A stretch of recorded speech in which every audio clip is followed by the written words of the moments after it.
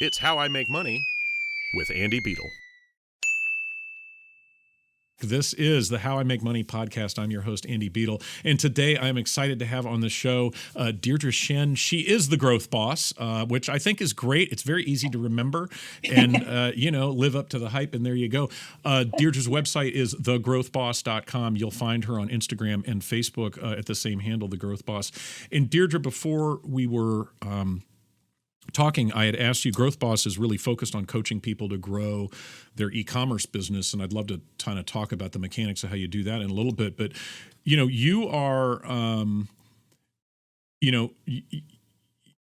the real deal, right? I mean, you've got multiple businesses under your belt.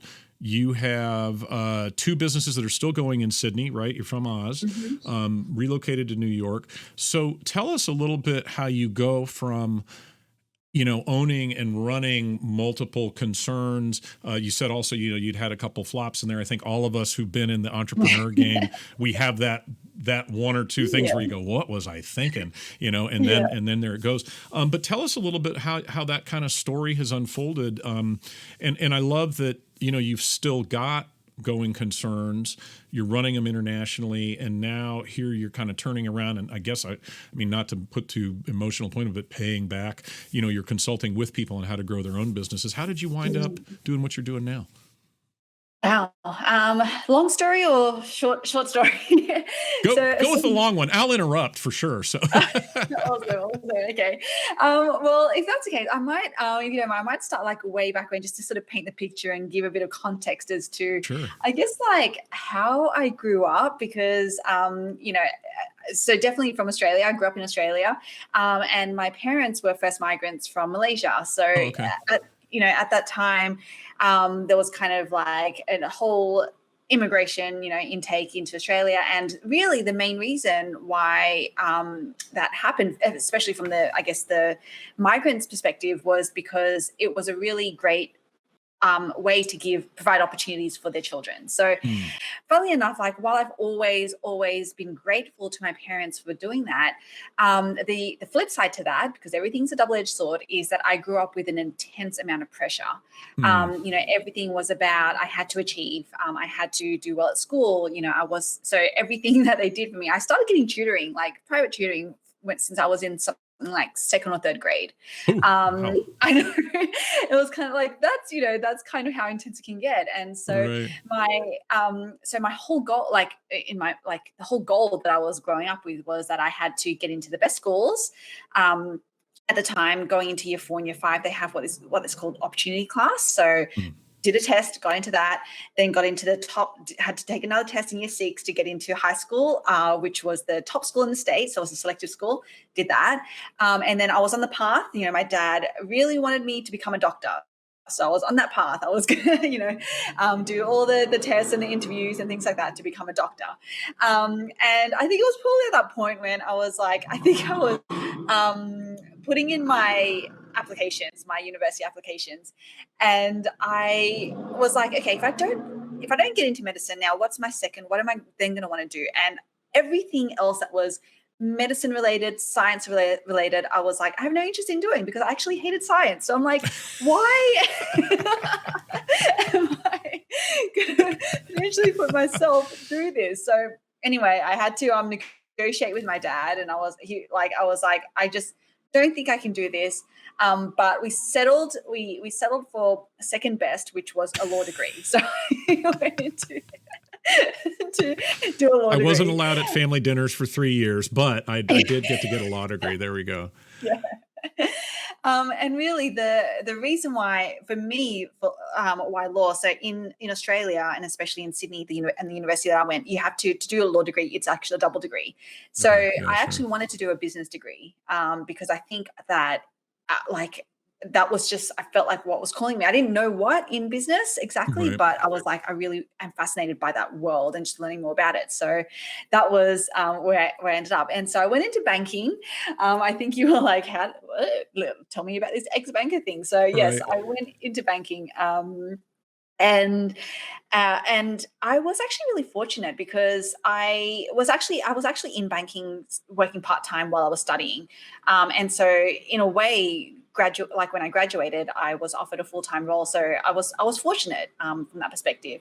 And even more fortunate because one of the very first big programs that I worked in was a huge one. It had visibility all the way up to the CEO because it was one of those like once in a decade kind of regulatory reforms that happens. Right. And I was actually leading a stream of work.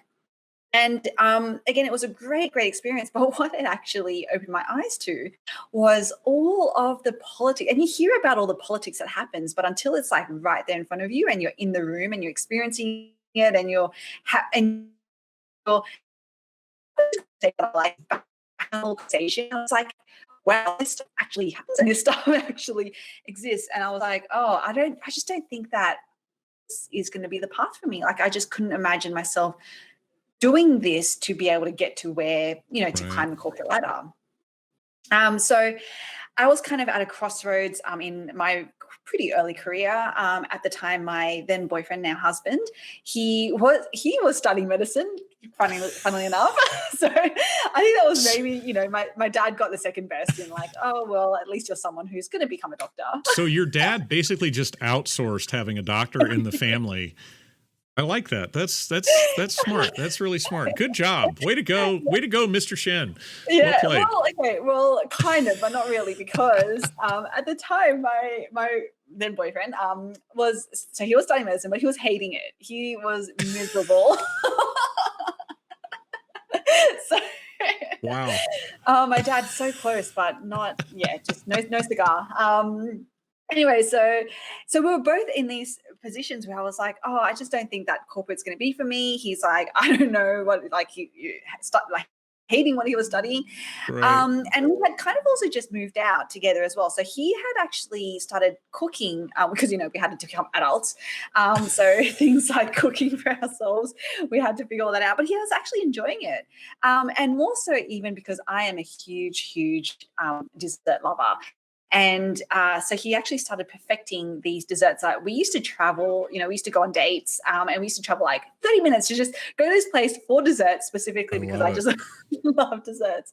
So he would be perfecting these recipes and he was loving it. And we were like, well, you know what? We're at the stage where we don't know what's going to happen. We don't know what we're meant to be doing. We don't have a mortgage, we don't have kids, we don't have really anything holding us back. Like, why don't we just try this thing and opening a dessert bar specifically, give it a go and let's see. I love it. And and oh gosh, it was pretty naive of us, I'm going to say, to kind of be like, yeah, we're going to open the doors and, people are going to love this and they're going to come flooding in because we know how good we are. So surely everyone else is going to know as well. Right. Clearly. Yeah. Right. And like, you probably know how this story kind of unfolds, which is that does not happen. Building it and they will come is not a great strategy. Yeah. Only in that one movie. I think that's the only time it's ever worked, to be honest with you. So, yeah. So that was our first foray. And it was tough. Like, oh gosh, I don't even know how to actually even I don't know how to describe how it got to the point where a few months in, and this was a brick and mortar business, right? So we were paying rent, we had to pay wages, Right. supplies, things like that. And it got to the point where I would actually feel claustrophobic being in the store. I'd be like, any excuse to get out, be like, oh, we need strawberries. Okay, I'm gonna go to the supermarket. It just got to that point. And I knew that we had to, like, I was like, okay, this is ridiculous. Like, there's also the strategy of, putting your head in the sand and hoping that something just happens does not work. So I was like, okay, need to get out of this, need to find a way out of this. I found myself a mentor, which was a tough decision because, they're not cheap. But it was one of the pivotal moments because I think from that point forward, I was like, this is going to work because it has to. And we made it work. We turned it around. So from there, and I'm happy to go into how, but, and we can come to that. But from there, we grew it to 5 stores, had a lot of failures even in that. Like, it sounds objectively fun and good. It is not. It is hard. Oh, It yeah. is tough. We then also we opened another business. It was a burger restaurant. We grew that to 2 locations. And then I think I was telling you, Andy, we moved over to New York City, started a fashion technology business and now with another co-founder, failed that, and then fell into digital marketing, which is kind of in a roundabout way how I ended up with the Growth Boss. So that's kind of longish version to a short version of the story. Well, and I think if you want to get a very expensive and incredibly emotionally draining MBA, starting a restaurant is a really good way to do that, you know. My gosh. Yes. Yeah. I mean, it's a tough business and it's such and to me, and before we go on, I also, I'm always excited about every first that we have on the podcast. So I believe you'd be our first guest who was raised in Australia. And we recently interviewed a gentleman who was our first Guinness Book of World Record holder. He is the fastest marathon ever run by a celestial body because he dressed up as the sun and ran in the London Marathon, and it has a Guinness record for that. That is true. Wow. And you and your former boyfriend, now husband, are now going to be another first, I think, maybe in human history. You'll be the first married couple whose parent has pressured them to start a family simply by adopting someone who is already out of medical school. So I think, we're just stacking them up. But as funny as that is, you come back to this childhood that involves a lot of, it's funny, it involves a lot of pressure. And my dad was a naval officer, and he did a lot of work to change some very, interesting circumstances growing up. And, he and my mom worked very hard. He was a real hard charger. My mom is one of the most educated people I've ever met. And I have a PhD. And, she is passionate about education on so many different, kind of verticals in different areas. And so growing up, you can imagine, just like you had, you have a lot of quote unquote pressure to perform. All of which really comes out of love, right? You want your kids to have this better life, and you say, here's what you got to do to succeed. And you then take that into university and you go, oh, wow, I'm smart. I'm young. I have this interest in this idea, and start a project like the dessert bar. And it's hard sometimes to explain to people how much goes wrong even in what looks like a very successful life to the outside, right? And Instagram and social media compounds that problem because all you see are the shiny bits. And, so I totally I very much resonate with that story in that, you start your thing and you go and you're growing, you're like, yeah, but man, this is hard work. And everything explodes. And, for every one thing that goes right, 9 things have gone wrong. And I think that's a really important thing for people to hear and understand. And a lot of times, and I'll say this to clients, and I've said this to my team a lot, it's like, guys, if it doesn't feel like the whole thing's about to fall apart, we are probably not driving fast enough. Because every successful business I know always feels internally like it's on the brink of disaster. So I find that's super interesting.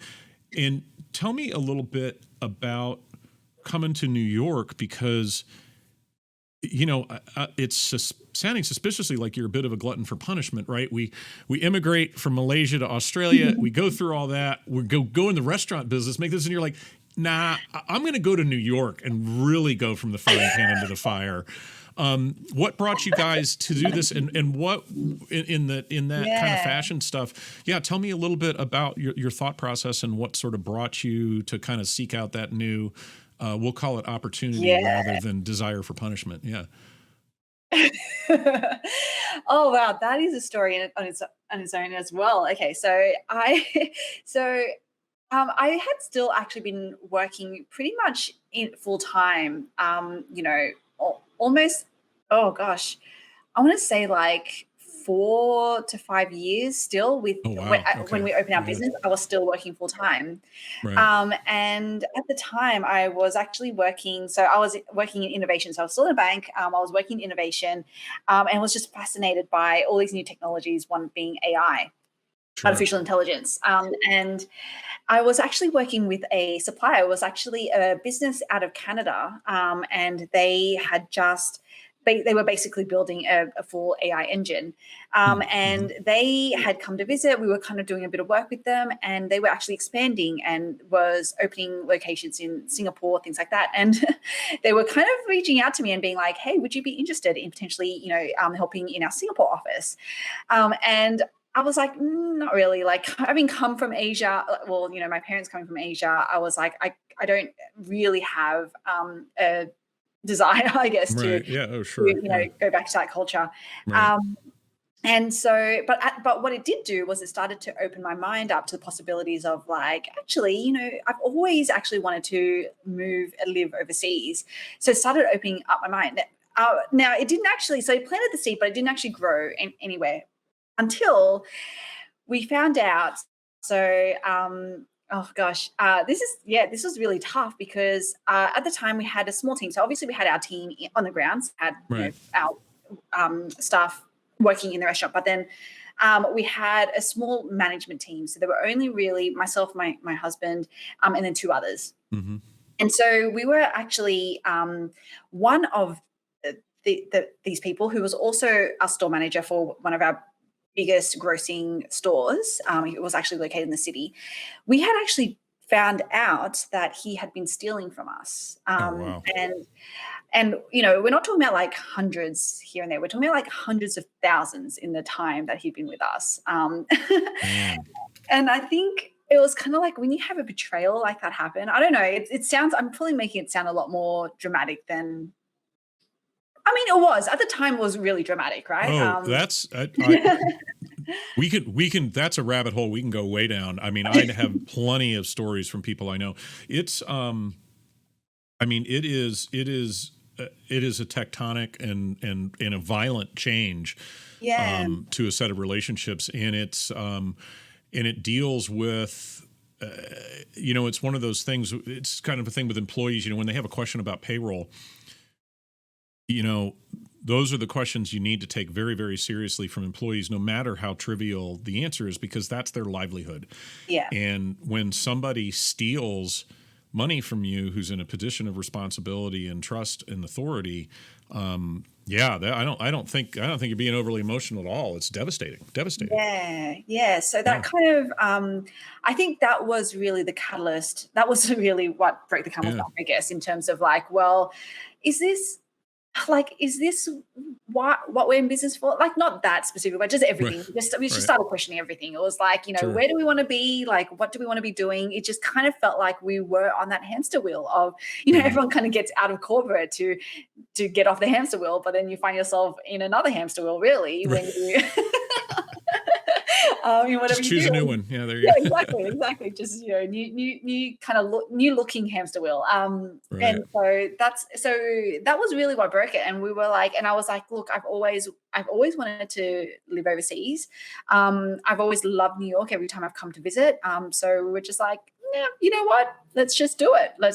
Again, it was the same thing as to why we opened the first business. Just like, there's really nothing holding us back. I mean, there are the businesses, but we can make that work because we systemized everything. So let's just do it. So that's another long story to your question of how we. And when did you come to New York? So we moved over 2019. When? August. So oh my God! So you were in New York for 4 months, and then you were in your apartment in New York. Oh my Lord! Pretty much, yeah. Wow. It was great timing. Oh man, yeah. I think two things really kind of stand out. One is, I've told people a lot. I left. I was a university professor for about 10 years, and I started my first business a long time ago, back in '97. And I remember people. They talk, oh, you work for yourself, it's great, and you're out of the corporate rat race, and da-da-da. I mean, not that I was ever in the corporate rat race, but you talk about politics. I have a saying, academic politics is so bitter because the stakes are so low. And I mean, just people fight over the stupidest stuff and bitterly about it. But the problem when you go off and do your own thing is a lot of times, you jump from this environment you really didn't like, and then you work for yourself, and you basically work for somebody somebody who's both a workaholic and kind of a lunatic. And so you really, I mean, it's a struggle. And then the only struggle you have is with yourself, right? And so you're constantly, trying to figure all of this stuff out. It gets very stressful.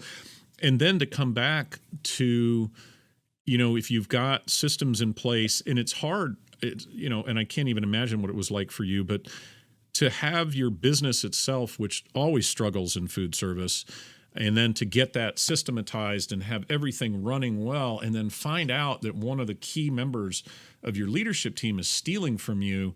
Yeah. Everything gets blown open there, right? Because not only are you disappointed in that relationship and where that's gone, not only have you lost all this capital because, but then on top of that, all these things that felt secure are suddenly, they're gone, right? Really. And even deeper than that, sorry to cut in, like even deeper than that is more like, even for me, like I always took pride in, I guess you call it like judgment in character, and so to then just be completely like, I'm looking at myself and being like, who am I? Like, can I trust myself anymore? Like that's, that's the even deeper thing that comes out of something like that. Mm-hmm. Well, and I talk a lot when I talk with people on the show and just in general that there's a guy named Dan Sullivan who I'm mentioning all the time. It's like a commercial for Dan Sullivan now. Got a group called Strategic Coach, but he says all the time that the most, really one of the most important assets you can protect as an entrepreneur is your confidence. And what I think is so awesome and to me really, I mean, inspiring is a word we throw around a lot, but I think it's true in this case. I love the fact that you went, okay, life has just punched us in the gut about as hard as it's gonna, barring a sudden grisly death. And my answer to that is I'm going to be confident enough and go live overseas, right? I love that. Like, I'm going to just double down. But that's what you have to do, right? You can't, because there's no end to that navel gazing. And it's the same, all the time. My first couple businesses, I used to joke with my business partner that, we would sit down and try and solve a problem. And after about an hour or working through that in spreadsheets, I'd say, well, once again, we've proven that we went out of business 6 months ago and didn't know it. Because you can always get into that negative space and stay there. So the fact that you just kind of said, okay, great. Hey, time out. We're going to go do who we are. And we're going to let this run and we're going to move to New York. We're going to try something new. This will be the last time we move overseas because I'm never going to get stuck in an apartment in a strange city again. But, that's a different story for another day. But I think that's a pretty, and not to be too grandiose, but that's a pretty heroic response, right? To go and do that. And believe it or not, I'm going to leave the cat lady piece of your bio till later. But let's use that to segue in because now you got into digital marketing and now you're helping people grow e-commerce stores. That's interesting on a lot of fronts. One is because e-commerce is pretty well-known ground in a lot of ways now, and it's not as easy as it used to be. So choosing that is not like it's the fad. I mean, that's nuts and bolts, real brass tacks kind of stuff. And the other piece of that I think is so interesting is that e-commerce, because it moves so quickly and results are so variable over such a long period of time, I would imagine, and maybe I'm wrong, that a lot of your coaching in addition to the system stuff is really about preserving that sense of confidence and knowing where you want to go. Is that, how do you end up relating to your clients and what are the big problems that they have? Yeah, so you're 100% right. Where do I start with this? So I think definitely I am all about building a sustainable e-commerce business because I think that a lot of times we get told by, call them gurus, call them other marketers, whatever, that, it's easy. You just, have a, pretty good website, get some products, get a pretty good website, and then just start running ads, and you'll be a millionaire. And I feel really glib about this, but I also feel really bad because, like, I say that, but these are like actual words that clients and other people in my community have said to me, and I'm just like, gosh, that is so wrong because that is, you're not building a sustainable business. I mean, you can even look with what's going on with all the, like, ads, and I've seen like ad accounts get shut down. I think we all have. We've seen obviously all these changes with iOS. Like, ads is not the way to build a sustainable business.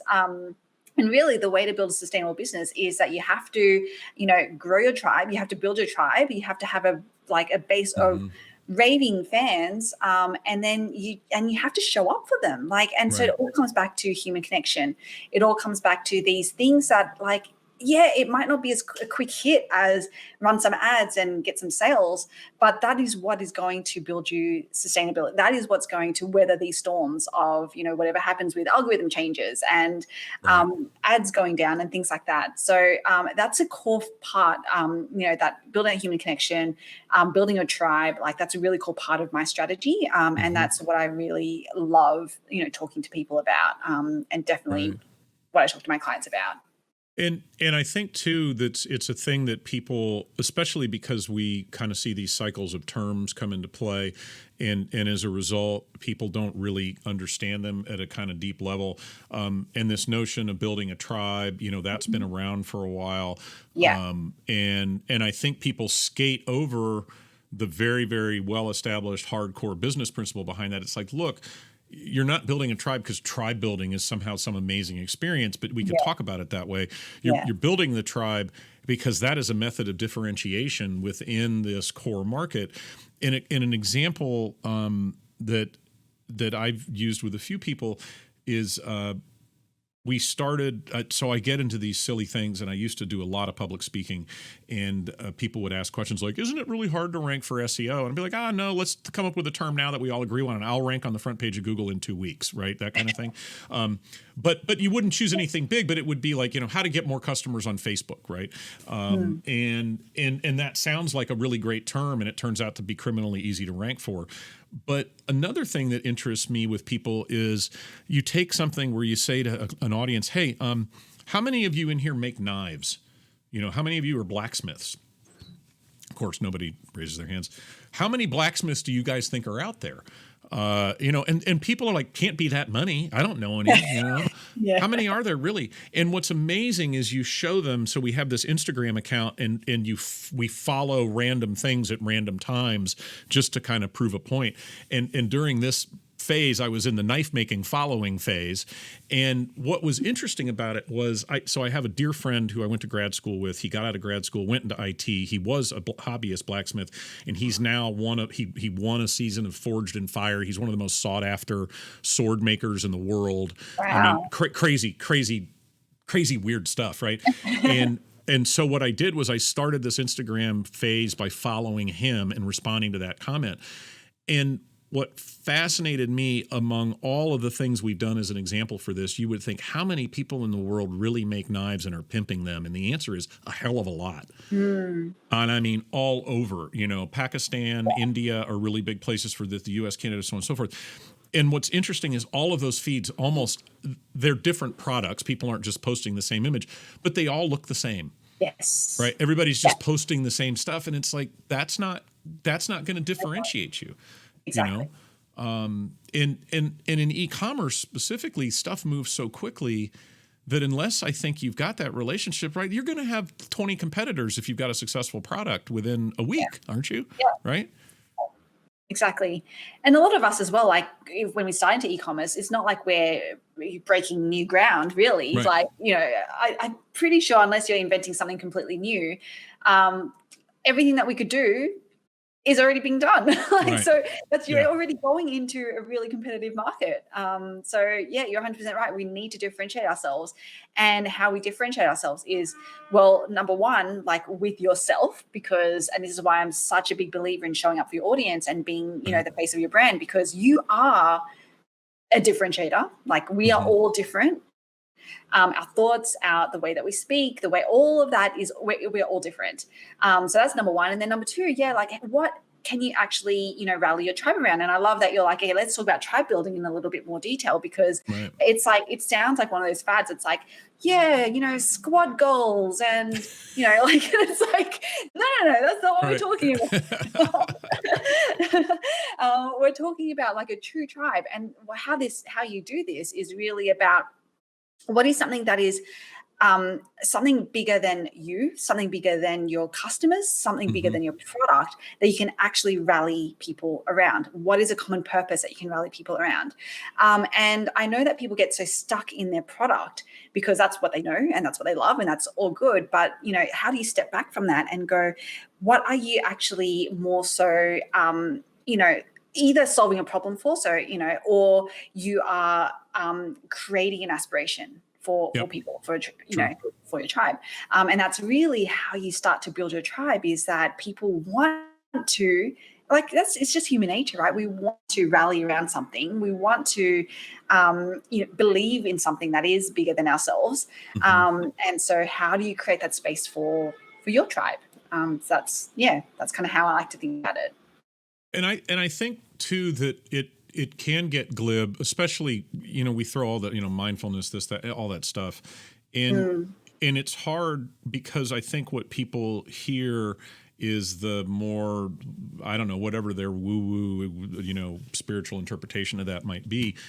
But I don't think people really understand that when you are, building an audience does not mean having a bunch of people who are captive that are going to watch you on stage, right?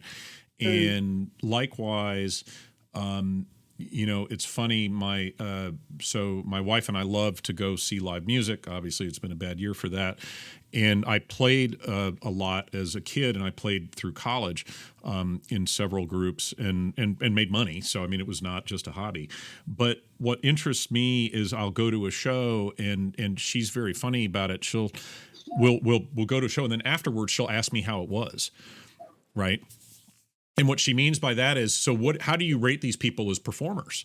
Right. And again, we were talking this weekend about Jimmy Buffett. Never has a man with a more mediocre voice and mediocre guitar playing skills developed, and I'm among them, such a group of devoted fans because he is there to be a steward of the experience that he gives his audience. Totally. So when we talk about building a tribe, to me, it's not just, send out a bunch of email and, take your photos on TikTok or whatever. It's like, building a tribe means it is about the group and not about you. Yeah. And what is the thing that you're doing to serve the group and connect to the group and all that? And I'm thinking of the e-commerce entrepreneur who comes to you and says, so I have this really great idea for vacuum sealed coffee mugs. And you say, build a tribe. I mean, do they just kind of deer in the headlights go, what do I do? I mean, how do you help somebody over that hump, right? That's a lot of responsibility.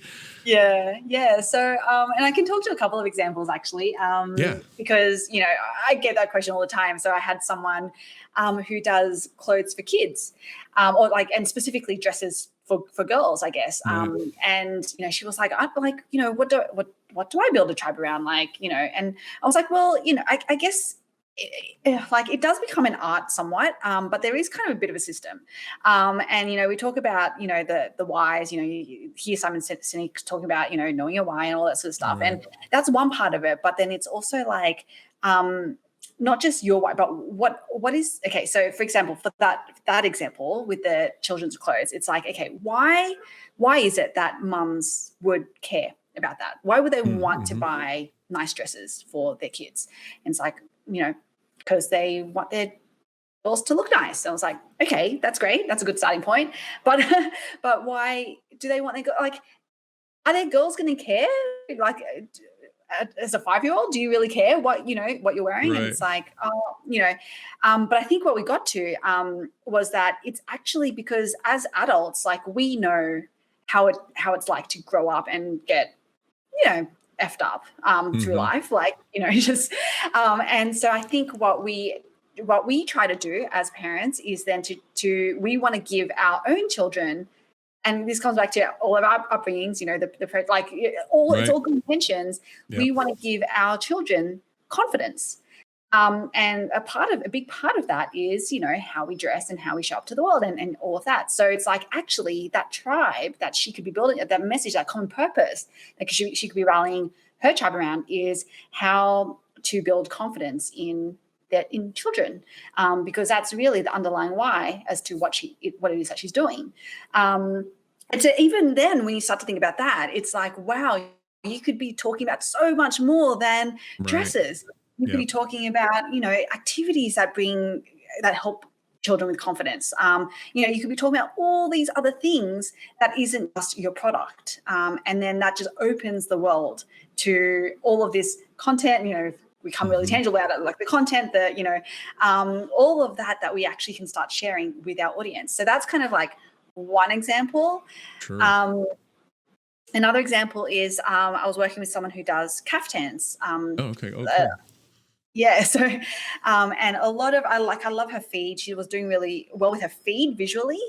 She had these women in traveling, or had women like lounging at home, be comfortable, right? Because they're in these really awesome airy caftans.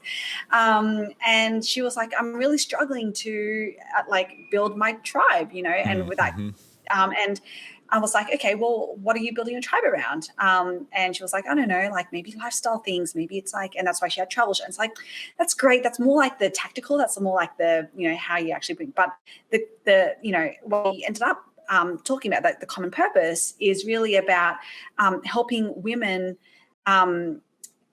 remove boundaries for themselves. One is the physical boundary of like being in, structured clothing and stuff like that. But then, it's also about boundaries like the glass ceiling. It's also boundaries about like travel boundaries. It's all of these boundaries, things that we as people, and especially as women, we actually put ourselves. So you can see then that, again, by nature of that, content and what you can talk about to your audience and what you can actually rally your tribe around now becomes so much broader than just the thing that you're selling. So I really love talking about it. Anyway, I could go on about it forever, but those are a couple examples. Yeah. And I think that's so correct, because it's hard too, because you get in a context of a conversation like this, and I'm a marketing professional, you're a marketing professional, so we're both hearing these things and going, oh, okay, this is how this rolls out into an entire brand language and the kinds of things that people do. And you can say things like, oh, kids clothes, confidence, or kaftan and breaking boundaries, and there's a piece of it that just sounds like crappy corporate PR, right? But the important part is, okay, if that sounds like crappy corporate PR to you, what that means is that has not been done correctly, because the very best brands have a story like that at their root. And I don't know how many times I've told people this, and every time I do, they're like, oh my God. We go back in the history of Nike, and I'll say to people, hey, you need to understand Nike's original brand statement had nothing to do with just do it. Just do it was an ancillary expression of the original brand statement of Nike, which was, if you have a body, then you're an athlete. And in the 70s, that was a groundbreaking market notion, right? They were like, we're going to make running shoes. People were like, who the fuck runs, right? And they were like, everybody can run. Nah, only runners run. It's crazy stuff. So you don't think about it. That's how much they have changed the world. And the statement, if you have a body, then you're an athlete, when you put it that starkly, that's an incredibly powerful thing to say to somebody. Totally. It really is. And then everything Nike has done since then has never deviated from that. Regardless of what we may think of business practices and whatnot, their brand language is relentlessly consistent around that idea. Yeah. And to take a thing and talk about, oh, hey, I'm making clothes for, young kids, 5 and under, whatever. And my tribe, okay, well, what do I want to do? Well, as a parent, I want my kid to be confident, so on and so forth. It's like that story is way deeper than having a photo of a girl in an outfit that says confidence. Yeah. It's right, because it's like, well, this is a message to parents. It's a way that we take photographs. It's a color palette that we use. It's what our models look like. It's everything needs to project this idea. And on the one hand, that's incredibly liberating for a business owner. On the other hand, it's terrifying to have that. Like, how am I going to do that? Right. And the kaftan thing is great too.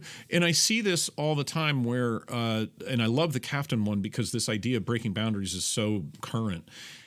It's like, it would be so easy to have it be the same photo, right? She's in her kaftan walking into the meeting with the glass thing, and the chair at the head of the table's her, and it says breaking boundaries or whatever, right? Because that's what somebody then goes and does, and they go, why doesn't anybody care about my marketing? It's like, because your marketing sucks. And it's like, well, but Deirdre said we were breaking boundaries. It's like, that's not what she meant. She meant that's the underlying story. So how do you help people to think a little more deeply than just that's a great, confidence will be our tagline. No, it's not your tagline. How do you help people begin thinking about that? I mean, it's hard. I don't know how to do it. We just take it over and tell them it's good. So we definitely go through a bit of a process. It's funny when people start working with us, we have one of our first things that we get them to do is what is called a blueprint. And any of my clients who've been through that, they're always groaning when the blueprint's mentioned, because it is such it is just such a great, draining, difficult task, because it is you have to dig deep, and it feels like you're getting asked the same question over and over again, but there's a reason, because a lot of times we go into business, and I was 100% guilty of this as well, definitely with my first business, is that because we're so passionate about the thing that we are selling, that's all we know, and sometimes we need to be asked things at a deeper, and almost over and over and over again to actually realize that there's actually a deeper reason why we started that. It wasn't just the end thing that we created. So we do go through a process. Because in marketing, and you would know this, Andy, for sure, that everything comes down to messaging, everything, right? And the example that you gave about Nike is just such a great example of that, because it came down to the messaging. And so we actually do a whole exercise of getting people sort of starting to dial in on what their brand messaging is, that we can then and then how that will start to translate into all things like their website, like their homepage, and their content. And I love storytelling. Again, that's fully another buzzword that gets used in marketing, but it is so powerful, because really how you bring these concepts to life is through storytelling, because you're 100% right. You can't just slap a photo of a woman walking into a boardroom in a character, and because that's not actually the story. That's not actually how it unfolds. Right. You have to get to people don't like being told. How do I say this? I'll say this. Okay, so people don't really. Messages don't sink in when we're being told the obvious, right? Like when we're being told the obvious, for some reason it doesn't work. They need to come to that realization themselves, and the only reason that they can come to that realization themselves is through storytelling. Is through either you telling your own stories, or through telling other people's stories, or whatever it is. And it's at the same moment that you have your aha moment, then that's when they will also, because as they're reading the story, or they're consuming the story, they're also translating it into their own lives. That's just what happens subconsciously. And so when you have your aha moment, that's when they also start to have their aha moment. And so it's never as obvious as hey, this is the message. I mean, you might want to do that every now and then, but really just by telling those stories, that starts to sink in, because that's actually what sticks. That's actually how we as humans just consume narratives and information, is through stories. So that's really how we start to translate it into all of these other mediums, and make it real for people. Sure. Well, and that's and the idea of storytelling as a part of marketing is definitely not new. And I think what's really hard is I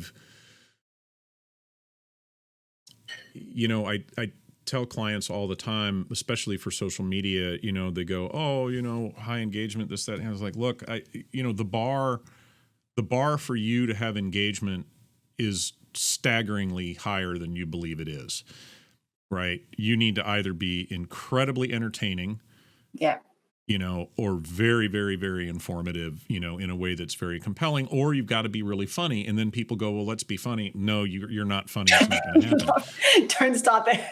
Right. And but it's such an interesting thing that people kind of default to. Oh, I love to laugh. And part of that is, and this is a long way to get back to storytelling, but stories are what they take us out of ourselves and into a new environment or a new way of looking at the world.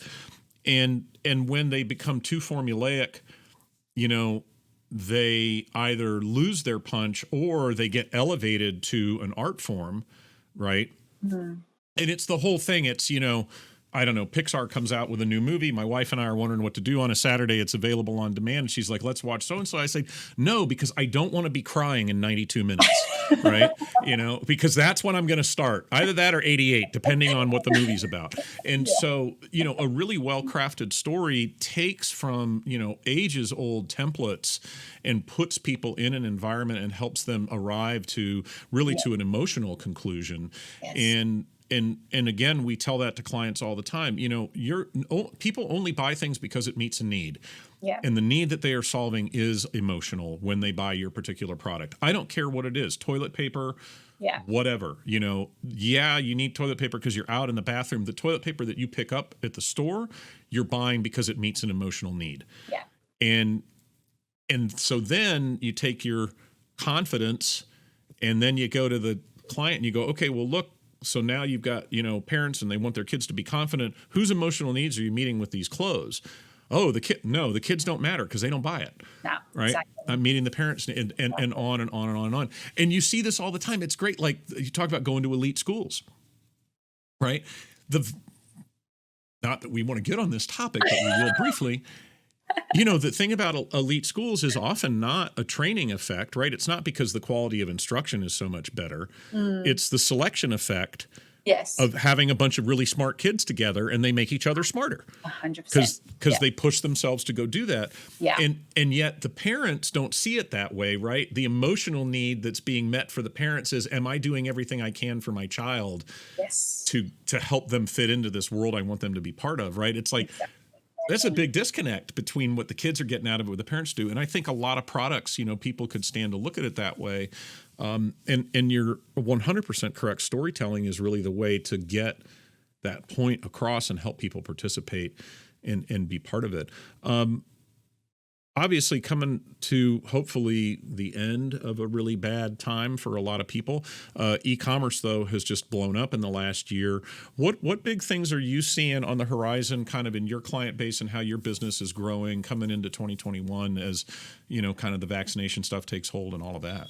And you're asking from like a marketing perspective, as in for e-commerce, or? I'm asking from a whatever you feel like answering in response to that question perspective. Yeah, whatever's top of mind, and what excites you about business in general or your business in particular in the coming year. Oh, that's a good. I've not been asked that question before.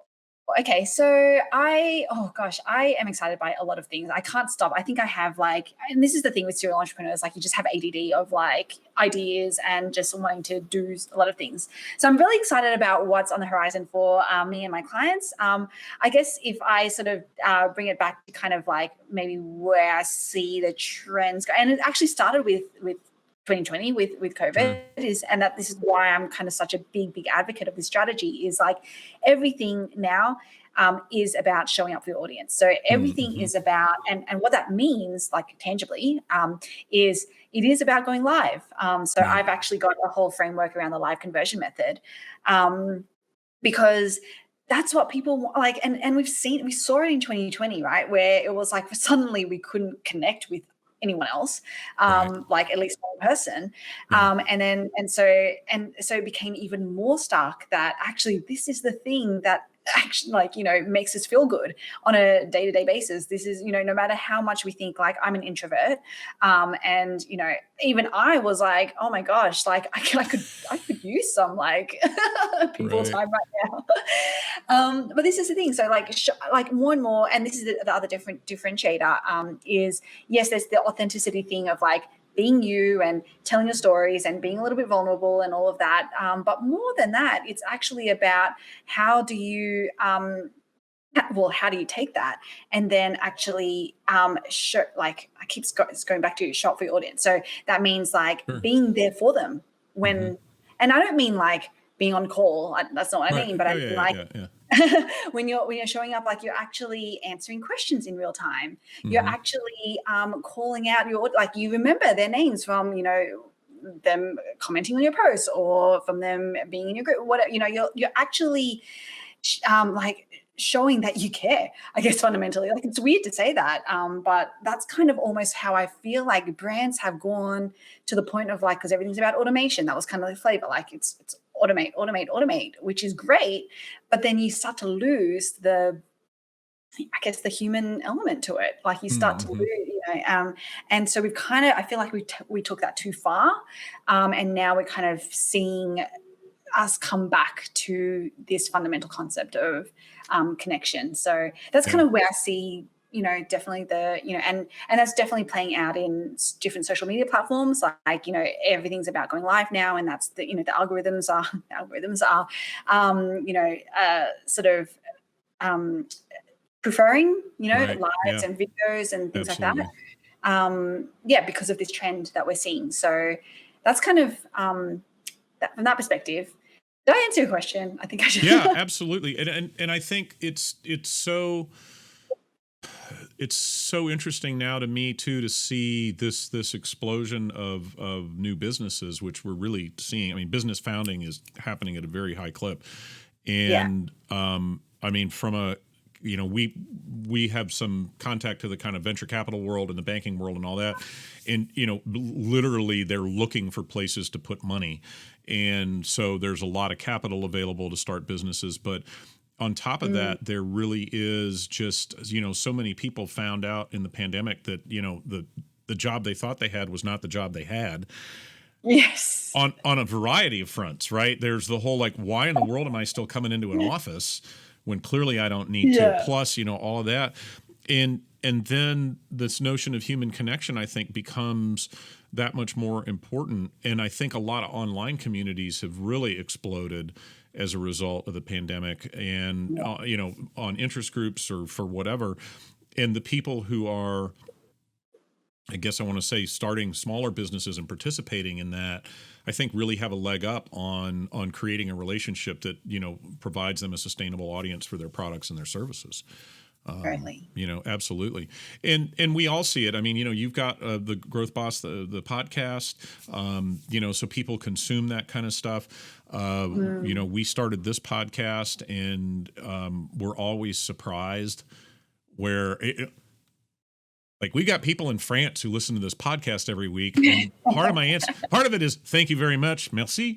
But on top of that, why, right? You kind of go, what possible? But the idea that, we have something to say to whomever that is, it's a really powerful sense of gratitude. And then you think, well, gee, I need to keep producing good stuff and interact with that audience. So that is a strategy, especially as people start growing. I think you're right. That's only going to accelerate as things open up with the pandemic.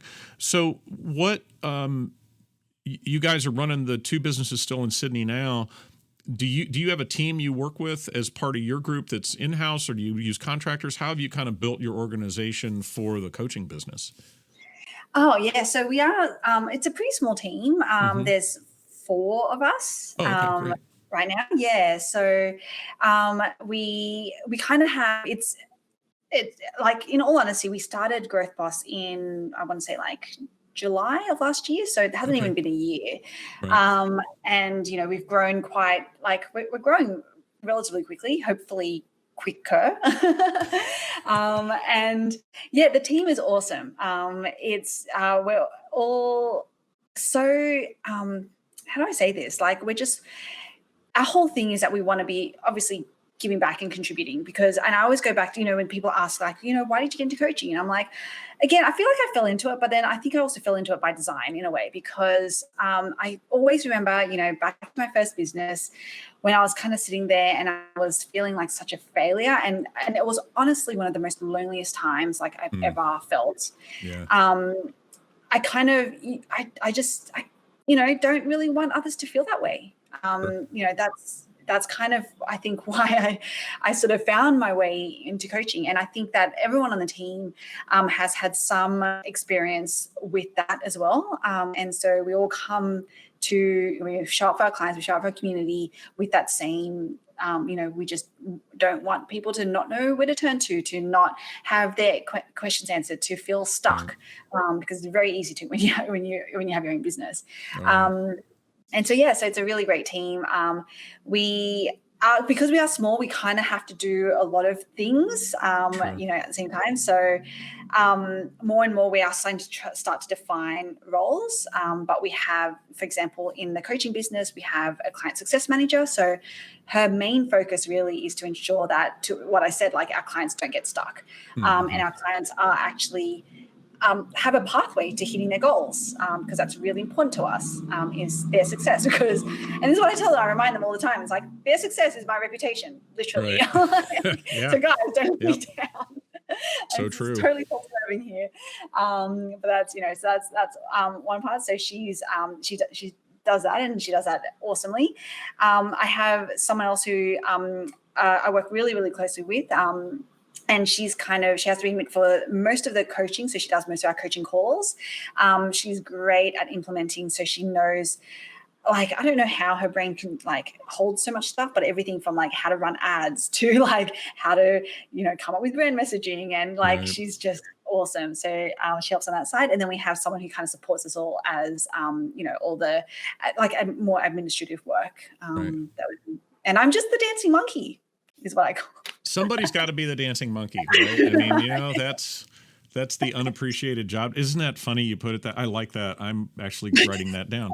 I feel a change in some business cards coming up soon. And I think that, every business kind of has that aspect to it as you grow, where people are doing, they have a lot of different roles and they engage in a lot of different skills. I like the idea that the dancing monkey is the person up front who is literally just doing this with the thing and dancing around and throw me a peanut every so often. Exactly. These guys do the real work. I'm just out here. I love it. Well, all of this has just been a warm up to the two most important questions you can ask any person, really any entrepreneur, but I'll say any person because that gives us a wider audience. So I feel like you're ready. I feel like it's time. Oh, here you go. Wow. Number one, the second most important question you can ask an entrepreneur, and that is as follows. So if you had a friend who was starting out, and you've been in a lot of business spaces, so this is great. If you had somebody who was starting out, regardless of the vertical that they're in, and they're going to start their own business, and they come to you, and I have a lot of these conversations. I used to have them in airports all the time.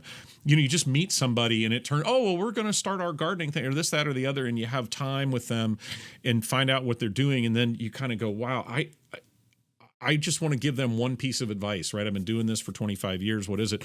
What one piece of advice would you give somebody regardless of what vertical they were getting into as they were getting started? Oh, don't do it. No, I'm just kidding. No. Become a surfer. Yeah. There you go. No. I love entrepreneurship.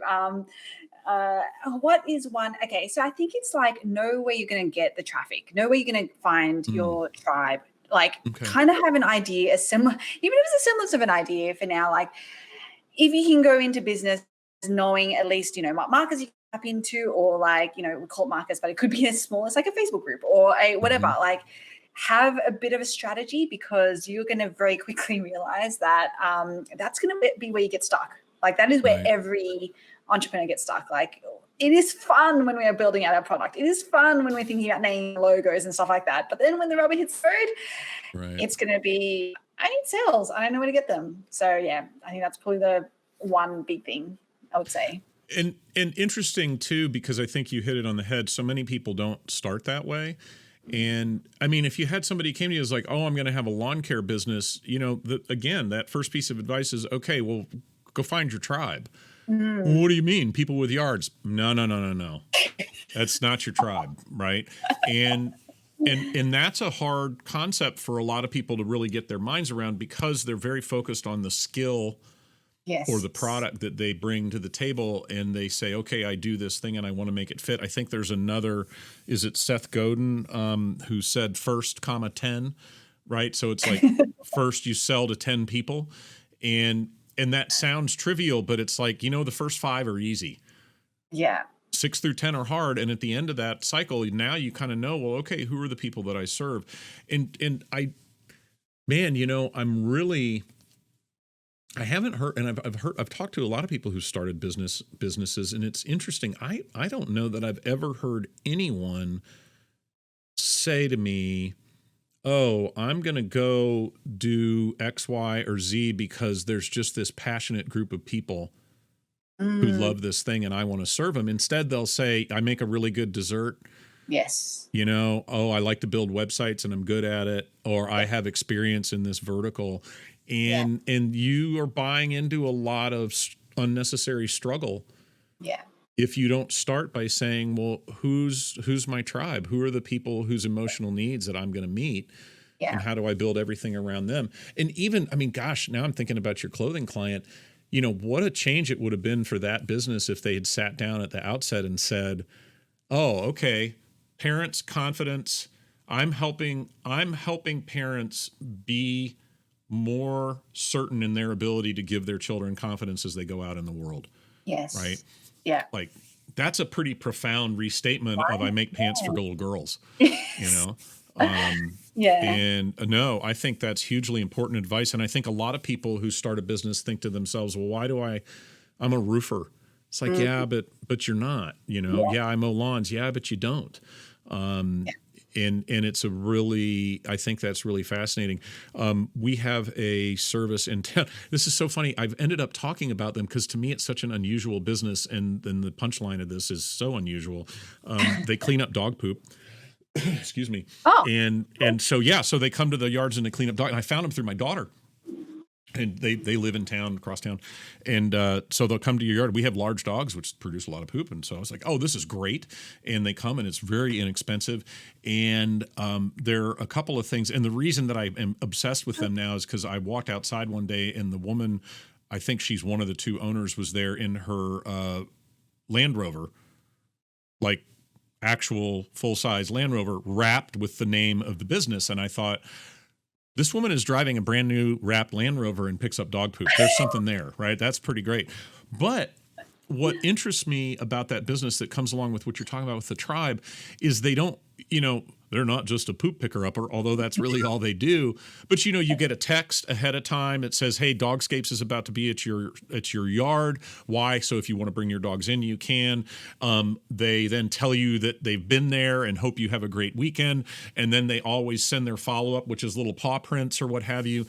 But their tribe is people who are, you know, really into and love and are obsessed by their dogs, but don't really have any interest in that picking up of the poop, right? So it's a really interesting little niche of people, and they speak to that. And every time they speak to that. So I think you're absolutely right. You know, start the business by finding your tribe and build what that tribe needs and wants. And, you know, there are a lot of other things that can go wrong, but at least that part won't go wrong. Great advice. Which brings us to the most important question that you can ask an entrepreneur. For all the marbles, this is it. If you could have a meal with any living public figure, who would it be? Why would you meet with them? And what meal would you have?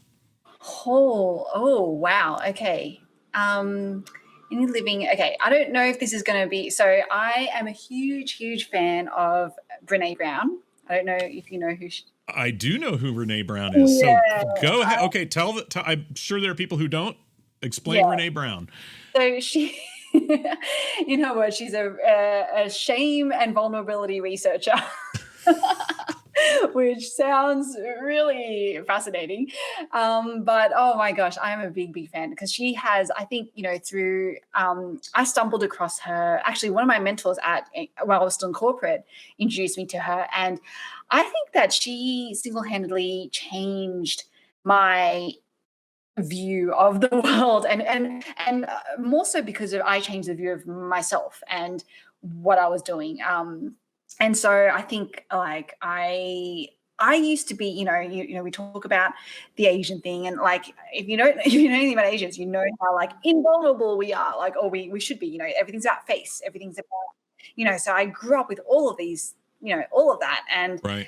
I was only really until I started like chipping away at all of that I really became true to who I was and who I wanted to be. And, you know, my relationships became richer, and, you know, I was able to actually, and so that's why I think I'm also such a big fan of showing up for your audience and being vulnerable. Like I tell my clients every week, I'm like, yeah, this shitty thing just happened. Like I'm not perfect. I'm, you know, I don't have the best business. I haven't got it all figured out because none of us do. Right. And I think that's actually what people connect with. No one wants to follow in vulnerability because you can't connect with that. So I think that's kind of like, yeah. So anyway, sorry, long story. I would, you can probably tell I'm a big fan of Brene Brown's. So I think she would be who I would have a meal with. What was the other question? Where would it be? What would you eat? What would we eat? She said, some kind of barbecue. I think I want to say like ribs. I love there ribs. You go. Well, and for people who don't know, so Brene Brown is she is at the University of Houston, if I recall correctly, and she's got an endowed chair there. She's a researcher, she's an academic, but also a brilliant writer, brilliant storyteller. I'm pretty sure she has a podcast too. I've read most of her. I haven't read, but the underpinnings of her work were really trying to unearth the foundations of what we kind of casually call courage, and she developed. I mean, she's done a lot of groundbreaking stuff, but and interestingly, in that research, into the idea of courage, which is a very Texan thing, she did really kind of come into these whole like currents of shame, vulnerability, how people kind of deal with the narratizing of their own story, and how that manifests itself out in the world. And it's to me, it's an absolutely fascinating body of research, and I'm kind of glad she hasn't become more popular than she is, simply because she has done and continues to do such great work that I would hate for her to get caught up in writing 5 popular books, although her bank balance would probably be a lot better. But it's really good work. I highly recommend checking it out. Although I will say having barbecue with a Texan is a little bit about like bringing coal to Newcastle. I mean, there's kind of or maybe we ask. Maybe I was going to say sushi would work, or maybe we ask her favorite barbecue. I like that idea though of these discussions around how we communicate, and then we kind of use big words and these big kind of important about shame and vulnerability and this, that, and the other, and it's interesting because the further you get down the road of thinking about things in that way. And especially when you talk with corporate leadership, I have a good friend who works. She's a coach named Molly Rudberg, who's a coach to corporate leaders and does a lot of work with private equity and venture firms to help their CEOs perform better. And she says this all the time. She says, "Yeah, the biggest problem most of these people have is getting out of their own way." And when I say things like, well, how can you learn to be more vulnerable with people in your relationships? They kind of get turned off. So she says, I've just started saying, how can you be more honest? And again, that whole idea of being honest and transparent with people, again, it comes back to the tribe, right? Yeah. The tribe can smell your bullshit from a mile away, right? And so if you are engaged in a project of being genuine and honest with people, which we would call vulnerable and authentic, I think, in some of the more popular speech, I don't, that's always a good strategy, right? And to help people understand that, because then that relationship becomes deeper. And Brene Brown, that's a great one. We've had so many really great answers to that question. And when I first started asking, I thought, this has got to get hokey after a while. But I've always had guests surprise me and give me more and more really great people to go think about or mention who don't get a lot of airtime, in the public eye. So yeah, Brene Brown, absolutely. Longtime fan of her work. And I love that idea. I think sushi with Brene Brown works, or just, Renee, what's the best Texas barbecue in Houston? Can you take me out for a meal? Yeah, that would be. We'll pay for the meal. You just take us out. Right, so exactly. I love it. I think that's a great idea. Absolutely. And yeah, her work is really amazing, and it's a terrible thing to hope for somebody that they don't become more popular and successful, because the work she does is really groundbreaking and really, really interesting. Great answer. I love it. Well, hey, I want to be respectful of your time. You've already given us a lot of it. But I did want to say one thing before I jump off. If you've got a e-commerce business, or you're even thinking about getting into the e-commerce world, Deirdre's site, thegrowthboss.com, has a great, you call it the cold to converted challenge, but it's really kind of a ramp up program for how you take an e-commerce business and scale it, really to be significant enough to feed you and your family. But, to get into that 6 and 7 figure territory, totally, absolutely recommend people take a look at that. There's a lot of great free material through going through that. If you end up working with Deirdre, don't get angry at me because she forces you to go through the blueprint. I think that's my disclaimer now. Now that you've said that that's somewhat of an arduous process. But again, our guest today is Deirdre Tshien. She is the Growth Boss, and you can reach her at thegrowthboss.com. She is on Facebook and Instagram under those same handles, The Growth Boss. You got a YouTube channel as well, I think, right? Yep. You can just find me. You can just type my name, Deirdre Tshien. Okay. Find me there, or the Growth Boss as well. And Deirdre Tshien, and Tshien is Tshien. So for those who might be tempted to misspell it, get that right. But again, Deirdre, thank you for coming on the show. It was an absolute pleasure talking to you. We appreciate it so much. Again, this is the How I Make Money podcast. I am your host, Andy Beadle, and we will be back next week with more exciting and fun business owners and entrepreneurs to talk to, and we will find out who their most significant public figure and meal is. We'll see if we can beat Brene Brown coming up next week. Thanks again, Deirdre. Thank you so much. Take care. Thanks for joining us. You can find contact information about our guest in the show notes for this episode. This has been the How I Make Money podcast by Brand Distillers. To learn more, visit branddistillers.com.